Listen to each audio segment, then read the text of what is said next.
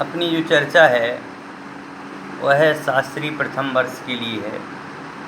इसमें आज हमें अमूर्त स्वभाव की चर्चा करनी है। अमूर्त मतलब में होता है जो मूर्तिक नहीं है। मूर्तिक नहीं है मतलब जो हमें दिखाई नहीं देता है।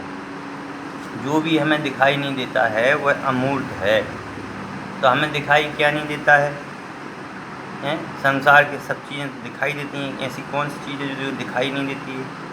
तो कह रहे हैं हमारा जो ज्ञान दर्शन है ना, वह ज्ञान दर्शन हमें दिखाई नहीं देता है। हम बहुत कोशिश करते हैं देखने की, पर हमें यह दिखाई नहीं देता है। वह हमारा ज्ञान दर्शन है, वह हमारा आत्मा है। वह आत्मा अनेक पुरुषार्थ करने पर भी बहुत प्रबलता के बाद में भी यह दिखाई नहीं देता है, क्योंकि आत्मा जो होती है वह आत्मा अनुभव की चीज़ होती है। वो मूर्त कौन सा है? मूर्त वह है जिसमें स्पर्श रस गंध वर्ण पाया जाता है। अपन को जो भी चीज़ दिखाई देती है वो इसमें स्पर्श भी है, रस भी है, गंध भी है और वर्ण भी है। और कई चीज़ें ऐसी हैं जो दिखाई नहीं देती हैं। शब्द रुक्षत्वात्, शब्द रूप इत्यादि, कि जैसे कहीं ध्वनि हुई हमें दिखाई नहीं दे रही, लेकिन अपन उसको रोक तो सकते हैं ना। जैसे कांच के अंदर से कोई बोल रहा है और कांच के अंदर से कोई बोल रहा है तो आवाज़ बाहर नहीं आ रही, इसका मतलब जो रुक रहा है, तो वो रुक रहा है, आवाज़ बाहर नहीं आ पा रही है। यह भी जो है अमूर्त होते हुए भी वह मूर्तिक है, क्योंकि जहाँ पर अमूर्तपना तो रुकता ही नहीं है। समझ गए ना?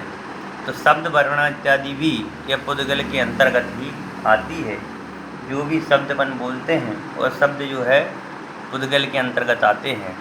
तो जिसमें जीव रूप रस गंध और स्पर्श होने के कारण अमूर्त है। समझ गए? किसके?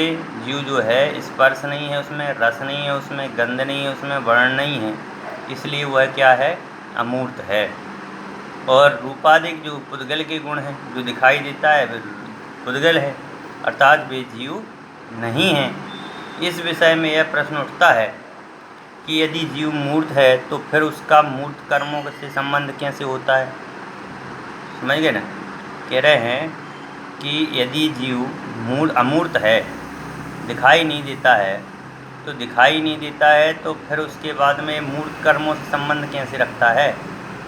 जो सुख दुख इत्यादि दिखाई दे रहे हैं हमें, कोई सुखी है कोई दुखी है, तो यह जो कर्म हैं राग के परिणाम होते हैं, द्वेष के परिणाम होते हैं, क्रोध के परिणाम होते हैं, कसाय के परिणाम होते हैं। यह सारे के सारे जो परिणाम होते हैं यह तो हमें दिखाई तो नहीं देते हैं, परंतु हैं ना, अनुभव में तो आ रहे हैं ना, देखने में तो आ रहे हैं ना।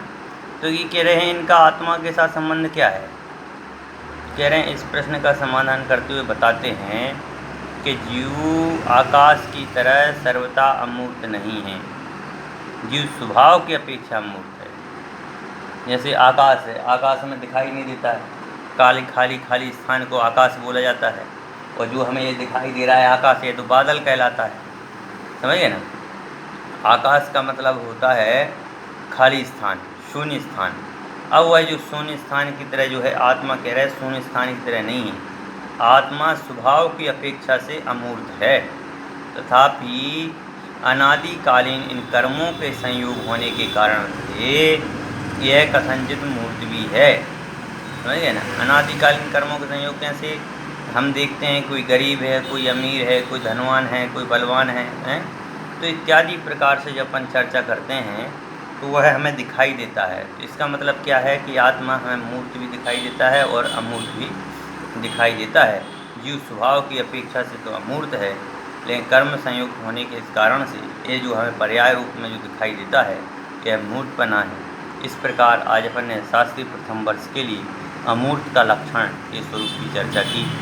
इसी तरह हम रोज़ ही इस बात को बताते आ रहे हैं और रोज़ ही करते हुए आ रहे हैं। आप लोग अपने सारे वीडियो देखें और अपने पेपर की तैयारी करें, ऐसी हमारी भावना है।